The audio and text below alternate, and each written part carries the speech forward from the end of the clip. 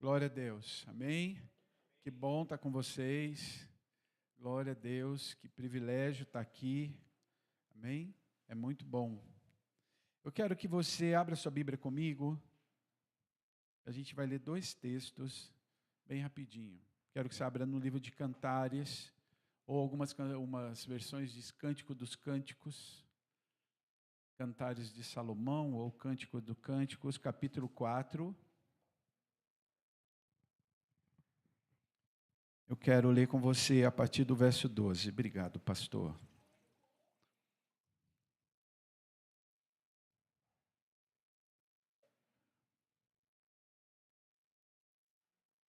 Cânticos 4, a partir do verso 12. Diz assim: Meu amor, minha noiva, você é um jardim fechado, um manancial recluso, uma fonte selada. Os seus renovos são pomar de romãs com frutos excelentes, renas com nardo e açafrão, cálamo e cinamomo, com todo tipo de árvores de incenso, mirra, aloés, com todas as principais especiarias. Você é uma fonte de jardins, poço de águas vivas que correm do Líbano. Desperta vento norte, venha vento sul, sopre no meu jardim, para que se derretam os seus aromas, que derramem os seus perfumes, que o meu amado venha ao seu jardim e coma os seus frutos excelentes. Vira um pouquinho a página da tua Bíblia para o Salmo de número 1. Eu quero ler apenas o verso 3. Salmo de número 1, 3. Diz assim: Ele é como árvore plantada junto a ribeiro de águas, que no devido tempo dá o seu fruto, suas folhas não murcham, e tudo o que ele faz é bem-sucedido, é próspero. Pai, muito obrigado pela tua palavra, por tudo que o Senhor já ministrou sobre nós nessa manhã, pelo teu derramar, ó Deus. Eu te peço que agora o Senhor continue a falar. Ministra, Deus, poderosamente. Senhor, que o homem diminua e que o Senhor cresça, e que tudo seja para louvor e para a glória do teu nome, em nome de Jesus. Amém. Amém? Glória a Deus. Aqui, quando a gente lê esse texto, a gente vê o livro de Cantares como um livro muito interessante, né? É um livro extremamente romântico, que é Salomão se declarando a uma das suas esposas, a esposa que muitos historiadores dizem que era a principal, né? A Sulamita, aquela que ele amava e fazia diferença. Há várias histórias sobre esse amor, mas o interessante é o mover profético que há nesse livro. Um livro curtinho, mas que traz tanto peso, né? É o livro do noivo, do rei, se encontrando com a sua noiva. É a figura de Jesus e a igreja. Aquilo que ele fala sobre a igreja, aquilo que ele ministra sobre a igreja. O encontro dele e esse momento tão especial do encontro de Jesus. Eu entendo que todas as vezes que nós estamos reunidos, todas as vezes que nós estamos juntos, todas as vezes que nós como igreja estamos reunidos, o rei, o noivo, visita a noiva. Quando nós nos colocamos como noiva e entendemos nosso papel, o Senhor, Ele vem visitar, Ele vem estar conosco, Ele vem receber aquilo que nós entregamos para Ele. E aqui é uma figura bem interessante, que Ele fala da noiva e compara a noiva a um jardim. Alguns textos falam, algumas versões, sobre o pomar de Deus, que nós somos o pomar. E ele mesmo diz que o noivo desce ao pomar, e ele come dos frutos que ali ele recebe, ele come dos frutos que ali vêm até ele. E isso é poderoso, irmão, isso é maravilhoso. Quando a gente vê essas figuras, e eu amo quando eu olho a palavra de Deus, e vejo as figuras proféticas que o Senhor traz, as figuras de alegoria, né? Essa parte que traz essa facilidade de entendimento. Então você imagina que nós como igreja somos o pomar de Deus, amém? E o Senhor vem visitar o seu pomar, Ele vem ver a sua noiva. Só que no Salmo 1, começa trazendo essa verdade para nós. E o Salmo, nos 3 primeiros versículos, ele fala muito disso. A gente acabou de ver uma irmã fazendo a sua profissão de fé, declarando a sua confissão daquilo que o Senhor alcançou, mudou a vida dela. E para mim, o primeiro versículo desse Salmo 1 fala exatamente disso. Né? Bem-aventurado. Está falando daquele que é salvo, porque só alguém que é salvo é bem-aventurado. É aquele que escolheu a boa parte. Algumas versões dizem que feliz é o homem, bem-aventurado é o homem. Só que não basta ser salvo, tem que haver uma transformação dia a dia em nós. E ele vem no texto, ele fala, bem-aventurado é aquele que não anda segundo o conselho dos ímpios, não se detém no caminho dos pecadores e nem se assenta na roda dos escarnecedores. É o Salmo 1, versículo 1. O que isso fala? Isso está falando de alguém santo que começa a viver santidade. Porque não importa, ou melhor, não é, salvação não é o fim, mas é o começo. Nós temos que entender que salvação é uma porta e santidade é um caminho. O que o salmista aqui está dizendo é que você é um bem-aventurado, você é feliz, você é salvo. Só que agora começa uma caminhada. Não andar com os ímpios, não se assentar com os escarnecedores, nem se deitar, ou ele vem falar andar, sentar, ouvir, com aqueles que vão te desviar do caminho. Mas ele fala, anda com o Senhor, vai andando. Isso está dizendo de alguém que está caminhando em santidade. Agora, como isso eu vou me firmando nessa verdade? E ele diz, o versículo 2, ele fala assim, tem o seu prazer na lei do Senhor, e na sua lei medita de dia e de noite. Se eu quero viver uma vida de santidade, a base para a minha vida, aquilo que tem que ser a diretriz, aquilo que tem que ser a minha caminhada, é a palavra de Deus. É aquilo que a palavra de Deus vai garantir para mim. Quem está entendendo isso? Amém?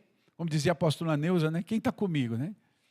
Agora é interessante, porque ele está falando de um homem que é salvo, de um homem que caminha em santidade, de alguém que tem a palavra de Deus como base. Só que agora no terceiro versículo que a gente leu, ele começa a nos comparar com uma árvore. Se a gente pôr, e na linguagem hoje, linkar, né, com cantares, ele está dizendo que nós temos que ser árvores, porque o rei vem visitar o seu pomar. Agora, para a gente ser árvore, tem alguns passos que a gente tem que olhar, e é isso que eu quero. Até aqui foi a introdução, amém? Então segura o anjo aí, para a gente ir. O que é ser árvore? Quando a gente olha a figura da árvore, a primeira coisa que a gente vai aprender é a raiz. Uma árvore, ela existe por causa da sua raiz. A raiz, muitas vezes, e na sua maioria das árvores, a raiz é muito maior do que a própria árvore. A raiz, ela tem que ser maior, para que a árvore tenha um sustento. A árvore precisa de uma raiz forte.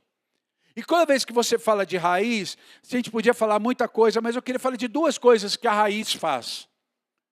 Se você estudar um pouquinho de geologia, você vai ver que a terra, né, onde a gente está, ela tem a parte de terra, mas se você for mais fundo, você vai encontrar partes, camadas. E há uma camada que você encontra que ela tem rochas, que é uma parte de rocha, aonde geralmente, logo abaixo dessas rochas, você vai encontrar fluxo de água. Então a raiz da árvore, ela foi criada por Deus para quê? Para ela ir se aprofundando até ela encontrar duas coisas. Primeiro, a rocha. Por quê? Porque ali ela envolve a rocha, né? Ela abraça a rocha. Porque quando a raiz ela está firmada nessa rocha, é porque agora ela está consolidada. E não importa o vento, não importa o que venha depois, ela não sai dali, ela está firme na rocha. Quem está entendendo isso? A rocha, é Jesus. Ele mesmo se diz como pedra. Então, para que eu seja uma árvore, eu preciso estar abraçado, ligado, íntimo com a rocha. Se isso não for uma verdade na minha vida, qualquer vento me derruba. Qualquer situação me tira da onde Deus quer que eu esteja. Por isso que a rocha, a raiz da minha vida, tem que ser como base, porque raiz é base, é fundamento. É ali que eu tenho que estar, é a rocha que tem que me fortalecer. Segunda coisa que a raiz faz, procura água. Porque uma árvore, ela não se alimenta da chuva. Ela se alimenta da água que ela colhe, que ela pega da raiz. E ela vai procurar esses rios subterrâneos, essas passagens de água. E lá do fundo é que ela se alimenta de água. Água é a palavra de Deus.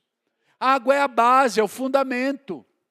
Então uma raiz, para uma árvore ser forte, ela precisa estar abraçada na rocha e se alimentar da palavra. Esse que faz isso é uma árvore que vai crescer sadia. É uma árvore que vai crescer forte. Há muitas pessoas na igreja que são árvores, mas são porque estão aqui, mas não se baseiam, ou não crescem, ou não buscam fortalecimento e fundamento. E não adianta, porque qualquer vento tira ela daqui, qualquer coisa destrói, qualquer coisa cai. São pessoas fracas porque não se alimentam da palavra de Deus. A palavra, ela tem que ser uma base para mim. Não existe vida com Deus sem palavra e sem oração. Porque palavra e oração é base de intimidade. Amém? O próprio Jesus ensina isso. Se você quer ter uma base de intimidade, entra no teu quarto, fecha a tua porta e fala com o teu pai em secreto. É oração, é intimidade. Quando eu tenho intimidade, a raiz é fortalecida. Amém? Então uma árvore, a primeira coisa que eu quero que a gente veja hoje, raiz, abraça na rocha e se alimenta da palavra, da água. Só que uma árvore não é só raiz. A segunda coisa que a árvore vai aparecer é o seu tronco. O tronco, ele é a ligação entre a raiz e a copa da árvore. O tronco está ali. O tronco na nossa vida é o nosso coração. É o coração. Se você pega uma árvore e corta a árvore no meio, você vai encontrar no tronco dela a identidade dela. Pelo tronco você descobre a idade dela, pelo tronco você descobre a terra, a água, você descobre tudo. Porque do tronco vai trair, ali do meio é que mostra quem ela é. Por isso que o tronco numa árvore, para nós, é o nosso coração. A Bíblia fala sobre tudo o que deve guardar. Guarda, pois, o teu coração, porque dele procede fontes de vida. O que isso quer dizer? O tronco, ele é responsável de pegar a água da raiz e transformar na seiva, que vai alimentar o restante da árvore. Consegue entender? O que isso quer dizer? Que o meu coração, quando está cheio da palavra de Deus, eu vou alimentar o restante da minha vida. Só que precisa passar pelo coração. E esse é aí, como diz na minha terra, é que a vaca vai para o brejo. Por quê? Porque é no coração. Sentimentos, emoções. Quando a gente pega a palavra e ela vem para o coração, nós temos que preservar o nosso coração. Por isso que o salmista fala, sobre tudo o que se deve guardar. Guarda, pois, o teu coração. Porque dele é que vai sair a fonte para o restante. Se o teu coração é contaminado, toda a fonte vai ser contaminada. Se o teu coração tem algo, a seiva vai contaminar. Então eu tenho que ser cada dia mais cheio da água e guardar meu coração para que ela seja blindada. Blindada contra o quê? Claro, irmão, contra pecado, é óbvio que sim. Porque o pecado suja meu coração. Sentimentos nocivos, raiva, falta de perdão, ira. Você pode pegar todos lá a lista dos frutos de pecado. A lista que vem, que Paulo escreve, você vai ver que isso contamina o coração do homem. E se contamina meu coração, vai contaminar o restante, porque a boca fala do que está cheio o coração. Aquela bonita para eu pôr depois no WhatsApp, tá bom? Ficou bom? Ficou? Magrinho, bonitinho? Então tá bom. Sabe, queridos, o grande problema é que a gente não preserva o coração. O nosso coração é bombardeado por coisas. A gente deixa entrar no coração os sentimentos. A gente deixa entrar no nosso coração. Eu posso, mas como que eu faço? Ei, vigia. Se a palavra de Deus diz que você tem que guardar, é porque você pode guardar, porque a Bíblia nunca vai exigir de você algo que você não possa fazer. Como que entra as coisas no meu coração? Pelos sentidos humanos. Quais são os sentidos? Visão, audição, olfato, paladar e tato. É por aí que entra? É por aí que entra. Porque o pecado vai entrar por aí também. Como que eu faço? Isso são sentidos naturais, que eu posso me guardar, que eu posso preservar. Cuidado com o que vê, cuidado com o que ouve, cuidado com o que come, cuidado com o que toca, cuidado até mesmo com o que cheira. Outro dia eu falei sobre cheiro, uma pessoa falou assim para mim, apóstolo, como é que alguém peca pelo cheiro? Eu falei, você sabia que há demônios que atraem com encantamento pelo perfume? Que ativa o pecado pelo perfume. Uma vez, eu falava com o apóstolo, nós fomos ministrar uma pessoa do Ministério de Louvor. E quando nós estávamos ministrando, o apóstolo ungindo a vida dele, né, como fechando tudo, né, tal.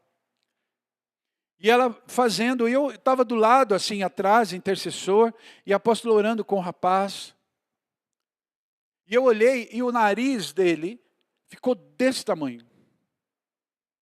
A primeira coisa que vem na cabeça do Chongo aqui, pensei, mentira. Se associa ao Pinóquio, né? E eu pensei, Deus falou, não é mentira. Eu falei, o que é? Ele falou assim, pomba gira. Prende ele pelo perfume. E eu achei aquilo tão... E eu peguei e falei para a apóstola. E a apóstola parou e perguntou para ele. E ele falou assim, eu coleciono perfume. Eu amo perfume. E o que me atrai numa pessoa é o perfume dela. E a apóstola falou, mas irmão... E ele falou, apóstolo, eu já caí várias vezes em prostituição. E depois de casado, em adultério. Mas o que me atrai numa mulher não é a beleza dela. Mas se eu chego perto dela e ela está usando algum perfume, aquilo me encanta. Aquilo me seduz. Que coisa doida. Irmãos, se a gente não guardar a nossa vida, nosso coração é contaminado. Eu estou falando de uma coisa que às vezes a gente nem imagina.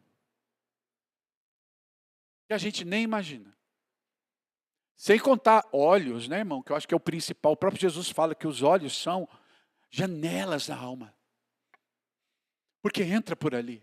E quantas vezes nosso coração, nosso caule, o tronco da árvore, que tinha que ser o alicerce, está contaminado. E tudo contamina o restante. Mesmo que a água lá da raiz esteja boa, se o teu coração não tiver, ela vai contaminar, porque a seiva que passa por ele contamina. Quem está entendendo isso? Agora, se eu guardo o meu coração, como eu tenho que fazer isso? Deixar que essa água venha cada vez mais e vá limpando a minha vida. Claro que eu tenho que me guardar, porque também tem a minha parte. Guardar meus olhos, guardar minha vida, guardar meu coração, me livrar de sentimentos. Sabe, irmão, a pior coisa que pode acontecer com a gente é não sermos transparentes. Sabe, há muitas pessoas na igreja que, em vez de colocar para limpar, guarda sujo. Amém? Quando eu era adolescente, em casa, a maior briga era quem lavava a louça. Em casa era um batalhão para comer. E na hora de guardar, lavar a louça, era uma briga.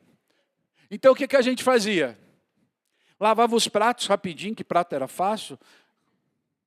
Na hora das panelas, a gente abria a panela, às vezes aquela panela de arroz desse tamanho, mas tinha um pouquinho de arroz. A gente pegava, botava a tampa, enfiava na geladeira e falava, tem arroz na panela. Só para não lavar. Escondia com um pouquinho lá na geladeira. Por quê? O certo era tirar, pôr numa vasilha menor para lavar a panela. Mas quem fazia isso? Quem fazia isso? Aí enfiava tudo na geladeira. Tem uma turma dando risadinha que faz isso até hoje. Né? Tem uma risadinha que faz isso até hoje.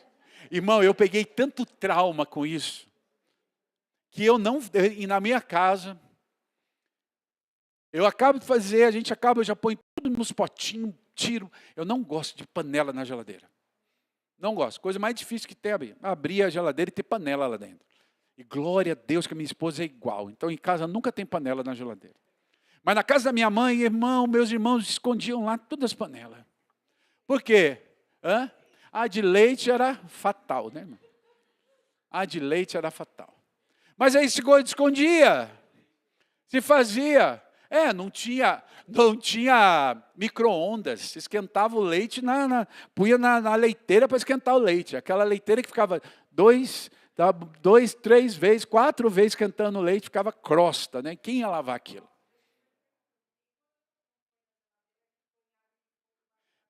Verdade, irmã. Verdade. Isso aí faz com frigideira, irmã. É a frigideira. Frigideira, bota a água e coloca debaixo para falar, depois eu lavo, né? O que acontece com a gente? A gente faz a mesma coisa com sentimentos. A gente faz as mesmas coisas. Em vez de tirar e enfrentar a situação, limpar, para que aquilo fique purificado, limpo, a gente coloca na geladeira com aquilo. A gente bota debaixo da pia e esconde. Quando a gente vai resolver, quando aquilo já está fedendo, quando aquilo já criou crosta, aí a gente vai resolver. Só que naquele período, a nossa seiva já está contaminando. Quando o Senhor fala do coração, Ele está falando em frente. Sabe, irmãos, olha aqui para mim, preste atenção. Não tenha medo do confronto. Não tenha medo de ser confrontado. Não fuja de situações. Deixa Deus te tratar, deixa Deus usar outra pessoa para te confrontar, porque isso te limpa, isso preserva o coração. Porque isso vai tirar coisas para que a seiva possa sair com mais saúde para o resto da árvore. Quem está entendendo isso? Só que uma árvore não é só raiz, não é só tronco. Uma árvore, ela vai ter a sua copa. A copa é aquilo que vem para dar sombra. E tudo que está debaixo da copa cresce e é melhor. Eu não sei você, mas eu cresci, né, no interior. Minha casa tinha muitas árvores. Irmão, por mais que a gente ame esse negócio, ar-condicionado, não há melhor sombra do que a sombra de uma árvore. Não há. Você pode estar aquele calor lá fora, você pega uma mangueira com aquela copa gigante, você senta ali debaixo, aquilo refresca. Deus fez certinho, irmão. Tudo bem, eu amo ar-condicionado, é verdade. Amo o ventilador também. Mas nada substitui a copa. O que isso quer dizer? Copa fala de cobertura, fala de paternidade, fala de crescimento sadio. Só cresce quem está debaixo na sombra. A Bíblia fala no Salmo 91, aquele que habita no esconderijo do Altíssimo, a sombra do Onipotente descansará. Se você quer ter descanso para crescer com segurança, é debaixo, é na sombra. Não existe crescimento sadio se não for na sombra de uma árvore frondosa. Então isso é necessário? É. Isso é só para os líderes? Não, irmão. Porque talvez você tenha pessoas que você está evangelizando e vai estar junto com você ali. Você está cuidando daquela pessoa. Eu sou líder de célula. Eu sou líder do ministério. Eu não sou nada. Mas eu evangelizei o meu vizinho. Se você evangelizou o vizinho, a vizinha, o primo, a tio. Se você falou de Jesus, você é uma árvore para ela. E ela vai crescer debaixo da sua sombra. É uma responsabilidade. Agora, eu preciso estar debaixo de uma sombra? Claro que eu preciso. Eu preciso estar debaixo de alguém que vai me ajudar, que vai me fazer crescer com segurança, que a sombra daquela pessoa vai me trazer descanso? Óbvio que sim. Quem está entendendo isso? Se eu quero ser árvore, eu preciso estar debaixo de uma sombra. Preste atenção, irmão. O renovo, o broto, ele cresce à sombra da árvore mãe. Amém? Então é aqui que eu cresço. Se eu quero ser uma árvore, como diz aqui, quando o rei visitar e ele me encontrar frondoso, eu preciso estar debaixo de uma copa, de uma árvore sadia. Mas uma árvore não é só a raiz, ela não é só o tronco, ela não é só a copa. Ela tem folhas. O que é a folha para uma árvore? Lá em Apocalipse fala que folha é cura. Folha é cura. E folha, irmão, para mim, é a igreja. Eu preciso estar na igreja. O que marca uma árvore? São as folhas que ela tem. A igreja é a folha, a cura aqui dentro. A cura. Nós somos curados nos cultos, nós somos curados na comunhão. Semana que vem, meu querido, vocês vão ter uma oportunidade de terem comunhão, e a comunhão traz cura. Ainda vai ter feijoada, glória! Se eu não tivesse compromisso, eu ia para Montemor. Não fui convidado, mas eu ia. Porque aqui é minha casa, eu não preciso de convite. Mas eu tenho compromisso, até perguntei. Sabe, queridos, a comunhão traz cura. A comunhão, ela faz diferença. Eu tenho que ser folha. Folha é tudo igual. Numa árvore, você não vai ter uma folha desse tamanho e uma folha desse tamanho. Não, a folha é tudo igual. Ela cresce do mesmo ramo, do mesmo galho. Ela vai crescer. O que tem é umas novinhas que estão crescendo e outras maiores, que já são maiores. Mas elas são iguais, elas estão crescendo. Não são folhas diferentes, são folhas iguais. E ela traz cura. E a Bíblia diz que traz cura para as nações. Que cura? Primeiro, espiritual, onde há salvação, onde há libertação, onde há cura interior, a cura emocional, porque aqui dentro pessoas são curadas as suas emoções, em rejeição, em paternidade, em falta de amor, falta de perdão. Aqui a cura emocional, aqui a cura física. com oração, unção, ou até mesmo, irmão, cura através de médicos. Quantas vezes a igreja paga uma consulta, paga um remédio? Ah, isso não é de Deus. Claro que é. Deus pode usar isso para curar uma pessoa. Irmão, eu já vi gente ser curada por médico. E a igreja pagou o tratamento. Agora, por que Deus permitiu isso? Porque aquela pessoa tinha uma ferida tão grande de rejeição, que quando a igreja se levantou para pagar o tratamento dela, antes da cura física, houve uma cura emocional dentro daquela pessoa. E Deus permitiu por causa disso. Tem coisas que a gente não entende. Amém? Tem coisa que só Deus faz para você, igual comercial da...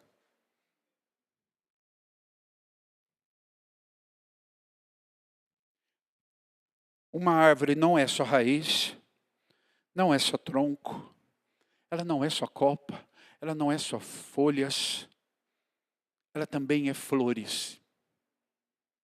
O que são as flores? Flores, irmãos, são os dons do Espírito. Dons são flores. Dom, a flor numa árvore, ela serve para uma coisa: atrair insetos para sua polinização. Ela atrai insetos, ela atrai aves, passarinhos. O perfume, o cheiro, atrai até a gente. Quem aqui nunca tirou uma selfie perto de uma árvore florida? Ah lá, a irmã é um passarinho. Viu uma árvore florida, já vai. Todo mundo tem. Não é não, irmão, eu também gosto. Então nós está velho, então não faz mal. É gente, não é gente de bom gosto. É gente de bom gosto. Pensa numa árvore linda. Irmão, eu amo, olha, eu amo ipê. Eu acho ipê uma flor linda, uma árvore linda, principalmente pela sua grande variedade de flores e de cores. Você vê ipê roxo, ipê amarelo, ipê rosa, ipê branco. Eu acho lindo demais. Só que as flores, elas atraem. E você vai apenas porque ela é bonita. Ela te atrai. Por que flor é importante para o pomar, para a igreja? Porque os dons atraem as pessoas para aqui dentro. Por isso é importante. Por isso é importante falar em línguas e ter interpretação. Por isso é importante ter profecia. Por isso é importante ter dons de cura. Por isso que é importante ter dons de sinais e maravilhas. Por isso que é importante ter dons de discernimento. Sabe, irmãos? Porque quando uma pessoa entra aqui, o que vai atrair para ela ficar é o perfume das suas flores. É a beleza da flor. Porque ela não vai entrar aqui para falar, ai, quero ver a raiz. Ai, que beleza de tronco. Não. Ela vai entrar aqui, ela vai falar assim, as flores te atraem. Por isso é tão importante que a igreja tenha dons. Por isso é tão importante que você, como árvore, tenha dom. Não é algo que você não vá. A Bíblia diz que nós temos que pedir, buscar. E o Espírito vai dar a cada um como Ele quer. O que isso quer dizer? Que talvez você seja uma laranjeira e Deus vai te dar flor de laranjeira. O outro é uma mangueira e Deus vai te dar flor de mangueira. Talvez você é um pé de maracujá, então Deus vai te dar uma flor de maracujá. Ele vai dar conforme o Espírito quer, mas todos são flores. E vão atrair as pessoas. Então, nunca deixe de orar por dons. Porque talvez o dom que você tem pode atrair uma família para a igreja. Sabe o que é mais fantástico, irmão? É que a gente não sabe aonde o evangelho chega.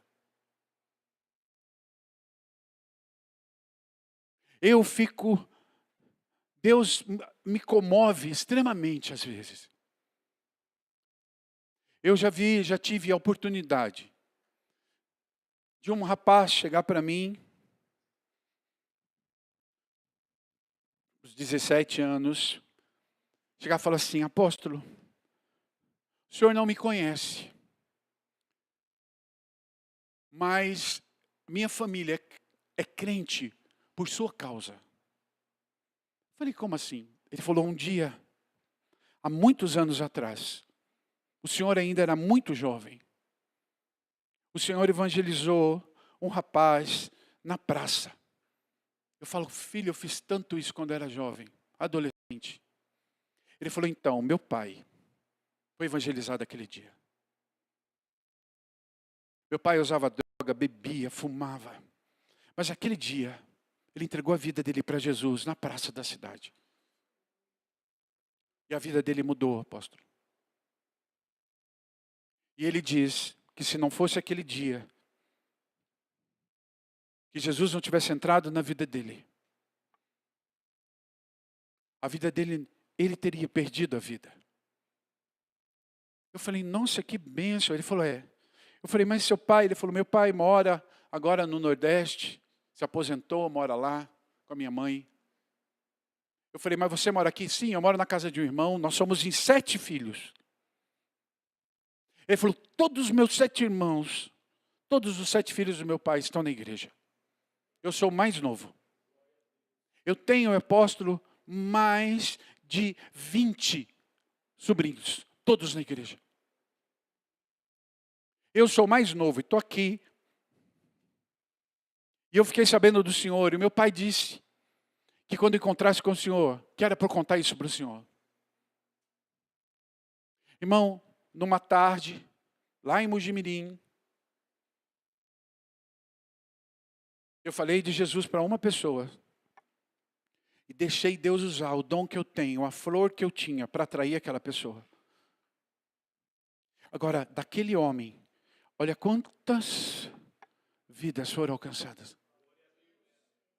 Eu não. Eu só era uma flor. Mas o dono do pomar estava lá.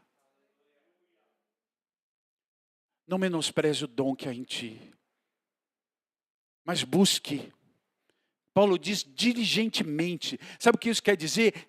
Incessantemente. Com vontade. Senhor, usa a minha vida nos dons que o Senhor tem para mim. Apóstolo, eu não sei fazer nada. E quem diz que é você, criatura? É Deus em você. Dom é presente. É Ele quem dá, é Ele quem usa. Seja uma árvore com flores. E eu profetizo que essa igreja seja um pomar. Que o perfume das flores atraiam as pessoas. Que as pessoas ao entrarem aqui sejam tocadas por essas flores. Atraídas por ela. Só que uma árvore, ela não é só raiz. Ela não é só tronco. Ela não é só copa. Ela não é só folhas. Ela não é só flores. Mas a coisa principal dela é o fruto.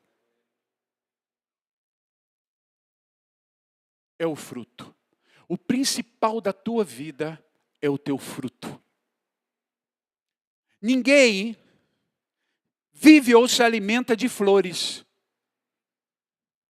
Uma pessoa, se ela entrar aqui atraída pelas flores, ela no momento ela vai ficar encantada, achar lindas as flores. Mas ninguém come flor. Ninguém sustenta com flor. Porque a flor hoje ela aparece, mas amanhã ela murcha. O que alimenta, o que fortalece uma pessoa, são os frutos que ela dá. O próprio Jesus diz que os nossos frutos são para a glória de Deus. O que são os frutos? Está lá em Gálatas. São os frutos do Espírito. E é isso o mais importante da tua vida. Porque os frutos mostram o teu caráter. Flores, dons, mostra a tua personalidade. E personalidade não é caráter. Há muita gente com muita personalidade, mas mau caráter. E, por incrível que pareça, quanto mais personalidade, parece que pior é o caráter. Agora, quando você pega uma pessoa e você vê muita gente com flores, atrai, tem dons, mas são mau caráter. Por quê? Porque não dá fruto. São pessoas rasas, porque o dom, meu querido, preste atenção numa coisa. Dom, ele vem e passa. Dom não vai entrar no céu. O que você vai levar para o céu são seus frutos. Fruto alimenta. São os frutos do Espírito, e fruto fala de caráter. E o desejo de Deus é formar em cada um de nós o caráter de Cristo. Você é salvo e você caminha pela santidade com um objetivo: cada dia ser mais parecido com Jesus, até alcançar a estatura de varão perfeito. Para isso existe a santidade, a igreja e todo o reino. Para que você seja cada dia mais parecido com Jesus. Cada um na sua caminhada, cada um no seu passo, cada um no seu tempo, mas todos indo para um foco: Jesus. E cada vez isso vai acontecendo, os frutos do Espírito vão se evidenciando na minha vida. Quais são os frutos do Espírito? Paciência, amor, fé, longanimidade, benignidade, domínio próprio. E aí vem os 9 frutos do Espírito. E isso tem que ser formado em minha vida a cada dia. Porque cada vez que eu sou tratado nisso, meu caráter é tratado nisso, eu vou frutificar para a glória de Deus. Vou ser uma vara que frutifica. E Jesus fala em João 15 que nós temos que ser frutífero, porque a árvore ou o galho que não é frutífero, o Senhor corta e lança fora. Então o principal para uma árvore é ser frutífero. Por isso que lá em Cantares, o rei desce não para ver flor, mas ele desce para comer do fruto. E ele vem para ver você. Qual é o fruto que nós temos entregue para ele? Qual é o caráter, cada dia transformado no caráter de Cristo? Porque isso é ser árvore frondosa, junto a ribeiro de águas, que as folhas não caem. Dá seu fruto na estação própria. O que é dar fruto na estação própria? Não importa qual fase ou condição da tua vida, seja frutífero. Em dias bons, seja frutífero. Em dias ruins, seja frutífero. Em dias de saúde, seja frutífero. Em dias de doença, seja frutífero. Ser frutífero é ser cada dia mais parecido com Jesus. E o que falta para nós, como igreja, é entendermos essa verdade. O fruto, meu irmão, alimenta, fortalece. O maravilhoso do fruto é que a árvore, ela produz o fruto não para ela, mas para o outro. Você nunca vai ver uma bananeira comendo banana, uma mangueira comendo manga, mas ela produz para que o outro coma. O fruto de Cristo, o fruto do Espírito em minha vida, não é para mim, porque eu vou refletir isso, mas é o irmão que vai saborear o fruto que eu tenho. Imagine o meu fruto de paciência, que é uma das coisas mais difíceis hoje em dia. Para mim, há 2 frutos complicadíssimos da geração que a gente vive: paciência e domínio próprio. Hoje, a gente vive a geração do sem paciência, do imediatismo, do é agora ou não é nunca. Ou Deus fala agora ou não fala mais. Eu imagino que Deus no trono deve morrer de rir da cara da gente, com esse tipo de oração. Senhor, fala agora. O Senhor fala: ei, o Deus aqui sou eu. Eu falo no que eu quero. Mas a gente vive o tempo da falta de paciência. Irmão, como isso é terrível. E as redes sociais não facilitam. Irmão, eu vejo gente entrar em crise, porque o outro não respondeu a mensagem. Eu vi que você estava online e você não respondeu. Marido e mulher. Agora o cara estava trabalhando. E a mulher quer que ele responda na hora. E aí começa a discutir a relação porque o cara não respondeu. O que está faltando? Fruto de paciência.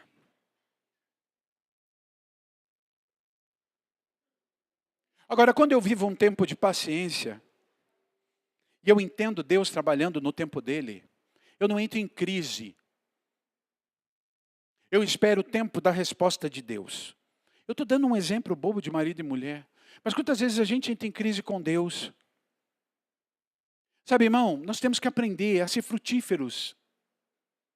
Tenha paciência com o irmão que está crescendo. Tenha paciência com aquele que começou agora. Ele vai falar um monte de coisa. Ele vai ser infantil em muita coisa.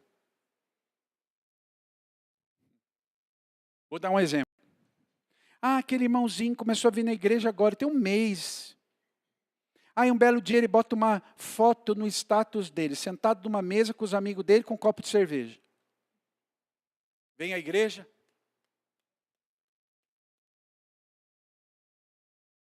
Aí apóstolo, mas é mau testemunho. Ei, alguém sentou e falou com ele?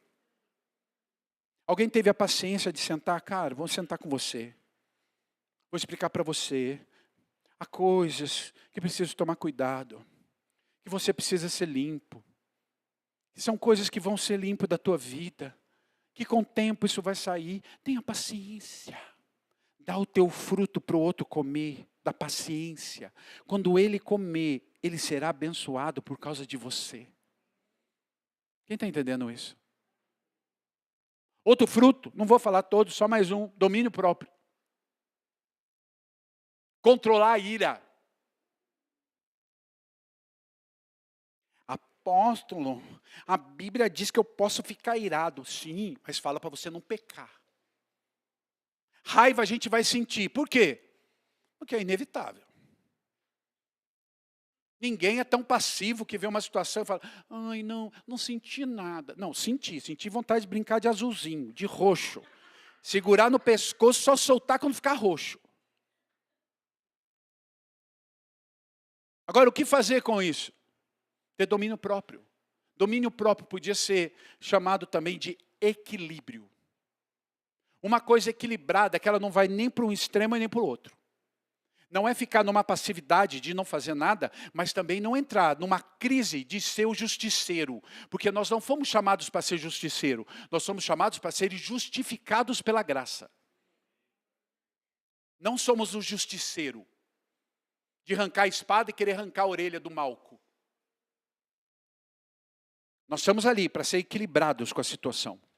Isso é domínio próprio. Eu sempre falo, tem um rapaz que eu cuido, e uma das coisas que ele mais trabalha na vida dele é a ira. Já vi ele fazer coisas, irmão, do arco da véia na hora da ira. Eu falo para ele, a ira te domina, e ele tem lutado com isso. E ele tem se controlado muito. Claro que às vezes dá umas... Irmão, olha aqui para mim. A ira, a raiva, é a pior das conselheiras. Toda vez que você se move na ira e na raiva, 100% vai ser mal escolha. Situações vão piorar, porque você se moveu na ira e na raiva. Como que eu trago isso para o equilíbrio? Respira fundo, vai para Deus. E só resolve quando você estiver equilibrado. Às vezes você fala isso para o marido e fala, eu não sei ficar quieto. Por isso que a sua vida está a desgraça que está. Aprenda a se equilibrar. Ninguém está mandando por você ficar quieto. Está falando para você falar com equilíbrio. A Bíblia fala que a palavra branda traz cura. É equilíbrio. Isso é fruto para a vida das pessoas. Aprenda o seguinte, meu querido. Você já viu aquelas pessoas que falam assim, eu sou pavio curto. Isso é desculpa para gente mal educada. Gente grosseira. Está entendendo? Houve silêncio na congregação, né? Eu sou pavio curto. Não, você é sem educação e grosseiro. Por quê? Uma pessoa educada, ela vai ser equilibrada para falar. Eu não consigo, por isso que o Espírito Santo está aí. É fruto, não é dom. Não adianta você pedir para o Espírito Santo trazer o dom da mansidão. Não, isso não é dom. Domínio próprio é fruto. A árvore é que produz. A árvore é que vai fazer. Vai doer? Vai. Outro dia eu vi uma reportagem dizendo que quando a árvore dá o fruto, há um tempo dela de sacrifício e de dor para ela produzir o fruto. Sabe, irmãos, é necessário dar frutos. Por quê? Porque o fruto mostra o quanto do caráter de Cristo está em mim.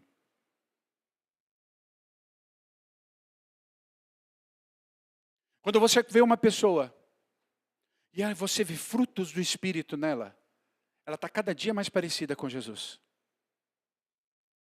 Agora, quando você vê uma pessoa que não vê frutos, ela é uma árvore que não produz nada. Ela pode ter raiz, ela pode ter tronco, ela pode ter copa, ela pode ter folha, ela pode ter flores. Mas se ela não produz fruto, de nada vale. Por quê? Porque o fruto é que carrega a semente. É o fruto que vai perpetuar. Quando alguém come do seu fruto, vai levar a semente de Cristo para frente. Então, se eu quero ser uma árvore frutífera, eu preciso entender esse chamado de Deus dentro da minha vida. A pergunta hoje não é se você é árvore, porque se você aceitou Jesus, você já tem que ser uma árvore. A pergunta é, quais são os frutos que você tem dado? Quais são os frutos que as pessoas comem perto de você?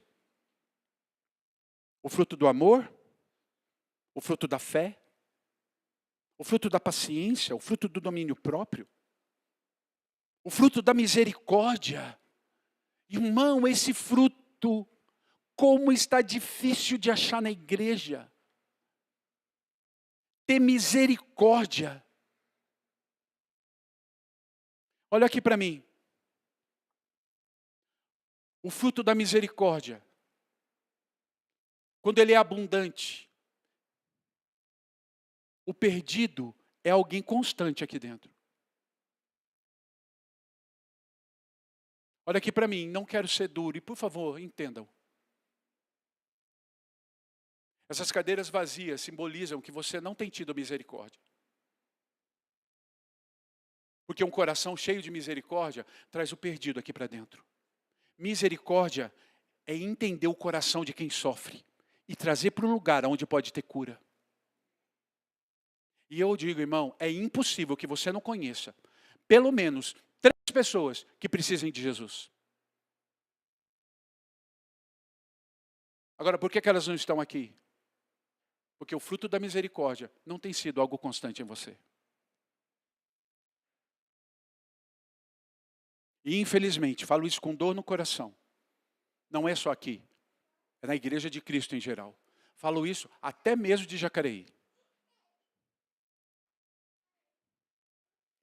Onde estão os frutos de misericórdia? O contrário de misericórdia é egoísmo.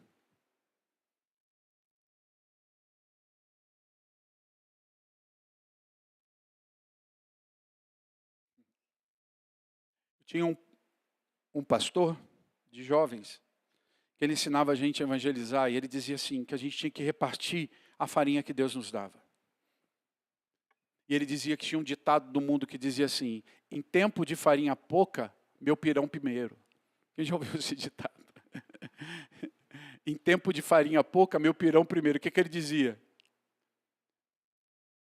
Pessoas egoístas, primeiro para mim, se sobrar eu dou para os outros. Isso não é o coração de Cristo. O caráter de Cristo é primeiro sirva. Seu chamado é servir. E você só será servido depois que você servir. Sabe, irmãos, que fruto nós temos dado hoje? Daqui a pouquinho nós vamos vir para a mesa. Qual é o fruto? Se hoje o rei entrasse por aquela porta para visitar esse pomar, que frutos ele teria? Qual frutos você daria? Não olha para a igreja. Ai, porque a igreja precisa disso. A igreja, ou você é a árvore também. Se você for frutífero, o pomar será frutífero.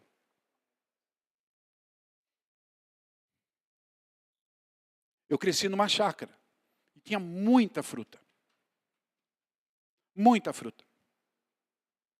E a época que começava a florada, era maravilhoso pelo perfume. E perto da minha janela, a janela do meu quarto, a janela dos meninos, né, tinha uma goiabeira. E aquela goiabeira dava tanta goiaba, tanta goiaba, tanta goiaba. Que na época que ela dava florada, a gente sentia o cheiro. Quando dava, não tinha como. A gente comia goiaba, e mesmo assim ainda tinha goiaba, caía goiaba no chão. E o cheiro da goiaba no chão, né? Ela poderia ser aquele cheiro forte da goiaba. A gente entrava no quarto assim, o cheiro do nosso quarto era o cheiro de goiaba.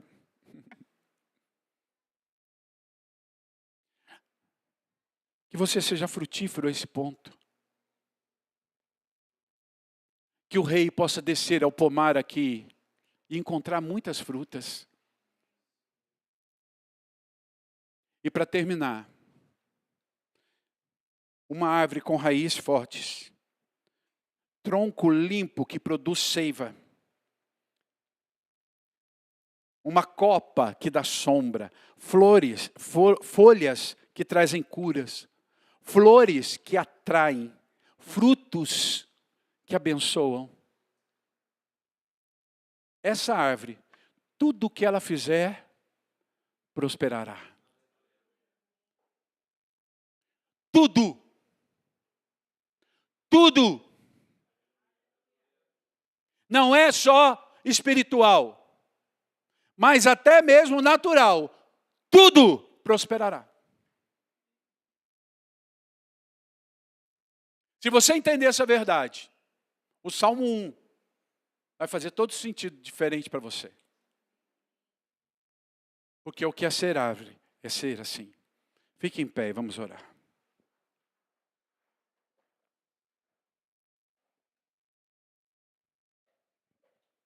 Eu quero que nessa manhã você feche os teus olhos, abaixe a tua cabeça por um instante.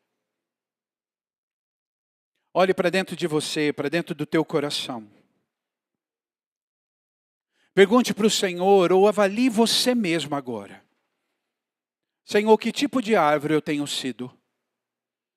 Quais são os frutos que as pessoas olham para mim? Porque pelo fruto se conhece a árvore. Senhor, os frutos que eu tenho dado são frutos do Espírito. Se alguém olha para mim e vê meus frutos, olha para Jesus.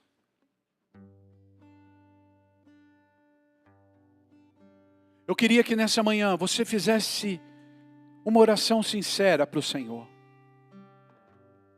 Que você dissesse: Senhor, me ajude. Me ajude a ter raiz forte. Me ajude a ter um tronco sadio. Me ajude, Senhor, a ter uma copa grande como uma árvore frondosa. Me ajuda a ter folhas para cura, a igreja. Me ajuda, Senhor, a ter flores, os teus dons. Mas principalmente me ajude a ter fruto, caráter. Senhor, se essa verdade estiver em mim, todas as coisas, Senhor, prosperarão. Mas a coisa que eu mais quero é que o Senhor prospere em mim.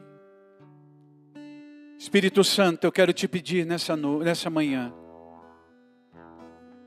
que o Senhor desça ao jardim, e que nessa manhã o Senhor recolha frutos para a tua glória. Limpa, Senhor, limpa o galho que não tem dado fruto. Mas eu te peço, Senhor, não corta, apenas limpa, para que no tempo determinado possa voltar a dar fruto. Vem, Senhor, e traz a diferença na vida dos teus filhos. Acha em nós, Senhor, frutos para a tua glória. Frutos para a tua glória. Senhor, eu abençoo essa igreja. Declaro que essa igreja seja conhecida como um pomar do Rei. Que os dons, que os frutos, que as flores, que os frutos sejam a marca dessa igreja. Que as pessoas sejam atraídas aqui e que encontrem um pomar cheio, frutífero, abençoador. Começa em cada um de nós. Senhor, eu declaro, vem e toma o teu lugar, em nome de Jesus. Amém.